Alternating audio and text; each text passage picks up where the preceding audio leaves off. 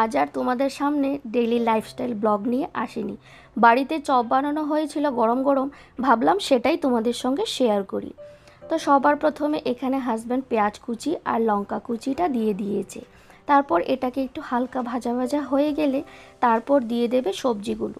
তো সবজির মধ্যে ছিল বিটরুট আর ছিল গাজর। বিটরুট আর গাজরটাকে একদম ভালো করে গ্রেট করে তারপর দিয়ে দিয়েছে ওই ভাজা যে পেঁয়াজ আর লঙ্কা হচ্ছিল সেটাতে।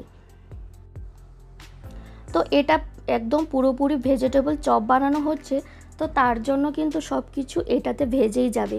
তো তার জন্য বিটরুট আর গাজরটা দেওয়া।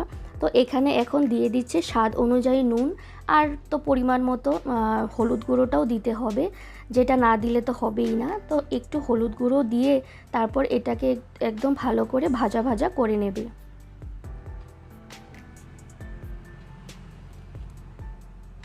আর তারপর দিয়ে দিল একটু চিকেন মশলা। আমি বানালে হয়তো একটু গরম মশলা গুঁড়ো দিতাম, তোমরা যে যেটা প্রেফার করো সেটাই কিন্তু দিতে পারো, হয়তো চিকেন মশলা, না হলে মিট মশলা, আর না হলে গরম মশলা গুঁড়ো। তো যাই হোক, ও এখানে চিকেন মশলাটা প্রেফার করছে, তো তার জন্য কিন্তু চিকেন মশলাটাও দিয়ে দিয়েছে। আর এটাকে দিয়ে চিকেন মশলাটা দিয়ে একদম ভালো করে ভেজে নেবে। আর এখন কিন্তু দুপুর, তো সবাইকে জানাই গুড আফটারনুন। আর আমি কিন্তু এই মুহূর্তে মামামকে ভাতটা খাওয়াচ্ছিলাম। তো ও বলল যে আমি ততক্ষণে এই চপগুলোকে রেডি করিনি। আর তারপর দিয়ে দিল এখানে একটু সেদ্ধ করা আলু আমি একদম বড় বড় দুটো আলু সেদ্ধ করে আগে থেকেই রেখেছিলাম, তো এই সেদ্ধ আলুটাও দিয়ে দিল। আর তারপর দিয়ে দিল একটু বাদামটাকে একটু খামানদিস্তায় হালকা একটু ভেঙে তারপর বাদামটাকে দিয়ে দিয়েছে। বাদামটা দিলে একটু খেতে ভালো লাগে, যখন আমরা খাবো আর একটু মুখে পড়বে বাদামটা, তখন কিন্তু খেতে দুর্দান্ত লাগে। তো তার জন্য এখানে বাদামটাও দিয়ে দিয়েছে। এই একই প্রসেসে কিন্তু আমরা চিকেন চপও কিন্তু বানাতে পারি।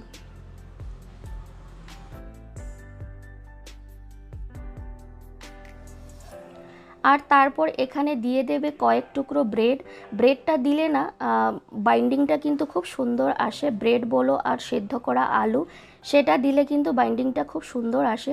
তো আমি যখন চপের আকারে গড়বো না, তখন কিন্তু খুব সুন্দর কিন্তু গড়ে যায়।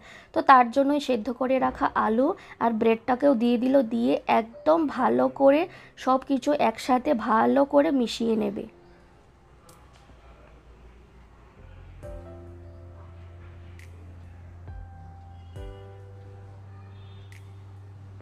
আর এই তো দেখো একদম সব কিছু ভালো করে বানানো হয়ে গেছে, মেশানো হয়ে গেছে।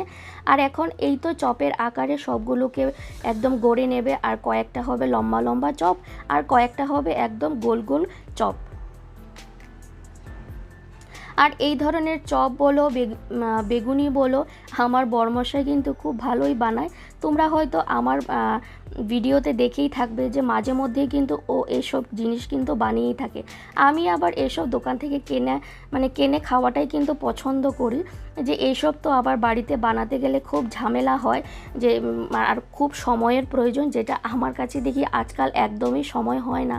তো বরমশাই বললেন যে, আর ও আবার এসব জিনিস একটু বানিয়ে ঘরে নিজের হাতে বানাবে তারপর খাবে, ওটা একদম ওটা ও খুবই পছন্দ করে আর কি। তো যাই হোক, চপগুলো এখানে একদম বানানো হয়ে গেছে। তো এই যে চপগুলো বানানো হয়ে গেছে, আর এখন ডিমের গোলায় ডুবিয়ে তারপর ব্রেড ক্রাম্বসের উপরে একদম ভালো করে লাগিয়ে নেবে। একটা ডিম আর তার সাথে কর্নফ্লাওয়ার গুলে তারপর ডিমের গোলায় ডুবিয়ে আর ওই যে ব্রেড ক্রাম্বসে ভালো করে কিন্তু লাগিয়ে দিতে হবে আর কি। তো বাড়িতে ছিল ব্রেড, তো ব্রেডগুলোকে মিক্সিতে একদম গুঁড়ো করে তারপর কিন্তু হালকা একটু রোস্ট করে নিয়েছে। আর এখন ওই তো ব্রেড ক্রাম্বসে একদম ডুবিয়ে ভালো করে দুবার কোটিং করলে কিন্তু খুবই ভালো হয়, চপগুলো একদম মুচমুচে হয় দোকানের মতন। আমাদের এখানে না দুর্গাপূজার সময় যখন ফুড স্টলগুলো বসে, এই চপগুলোও কিন্তু থাকে। আর অনেকটা দাম নেই জানো, দুটো করে চপ দেবে, হয়তো এই 70-80 টাকা, বা কখনো কখনো 100-120 টাকাও কিন্তু নিয়ে নেয়। তখন কিন্তু খেতে খুব গায়ে লাগে, কিন্তু পুজোর সময় তো আর অত দামের দিকে দেখলে হয় না, তখন এত খাবারের স্টল থাকে না, দেখে মনে হয় যে খেয়েই ফেলি। তো যাই হোক, এখানে আর এখন সন্ধেবেলা, দুপুরে তো সেই চপগুলো পুরো একদম রেডি করে রেখে দিয়েছিল, আর দুপুরে তো এসব চপ খাওয়ার সময় হয় না। তো ভাবলাম চপগুলো রেডি করে রেখে দিই, সন্ধ্যাবেলা একদম গরম গরম ভেজে তারপর চায়ের সঙ্গে খাবো। আর এই তো এখন গরম গরম তেলে চপগুলো পড়ে যাচ্ছে আর সুন্দর কিন্তু ভাজা ভাজা হয়ে উঠেও যাচ্ছে, খুবই ভালো মানে লাগছে আর কি দেখতে। এই মুহূর্তে তোমরা যারা যারা আমার এই ভিডিওর সঙ্গে জুড়ে আছো তোমাদের সবাইকে অসংখ্য অসংখ্য ধন্যবাদ। প্লিজ আমার ভিডিওটিতে একটি করে লাইক দিয়ে দিও।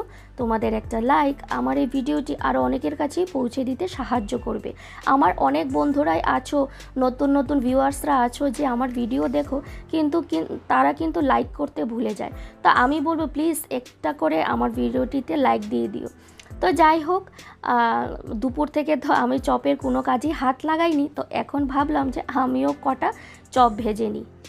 আর তুমি যদি আজকে প্রথম দেখছো আমার এই ভিডিওটি, তাহলে আমি বলবো ছেড়ে যাবার আগে আমার চ্যানেলটিকে সাবস্ক্রাইবও করতে পারো। আর আমার ভিডিওর যদি কোথাও কোনো অংশ তোমাদের ভালো লেগে যায় তাহলে কিন্তু ছোট্ট একটা কমেন্টসের মাধ্যমে জানাতে ভুলো না। আর এখন সন্ধ্যাবেলা এই যে গরম গরম চপগুলো ভেজে নিচ্ছি, মাম্মামকেও আমি দুধ বিস্কিট খাইয়ে দিয়েছি আর ও ওর মতন খেলছে। আর আমি ভাবলাম যে আমিও কিন্তু কয়েকটা চপ ভেজে দিই। আর এই চপের মধ্যে না তোমরা কিন্তু টুকরো টুকরো করে একদম বোনলেস চিকেনও কিন্তু দিতে পারো, ওটাও কিন্তু চিকেন দিলেও কিন্তু খেতে দুর্দান্ত লাগবে। তো যাই হোক, চপ আমার এখানে একদম রেডি। আর মাম্মামকে দেখো না, ও কিন্তু চপ খাবে না, চপের সাথে যে খাওয়ার জন্য আমরা টমেটো সস নিয়েছি না, ও কিন্তু সেটা খাওয়ার জন্য একদম লাফাচ্ছে। তো তার সাথে একটু কাসুন্দি হলেও ভালো হতো।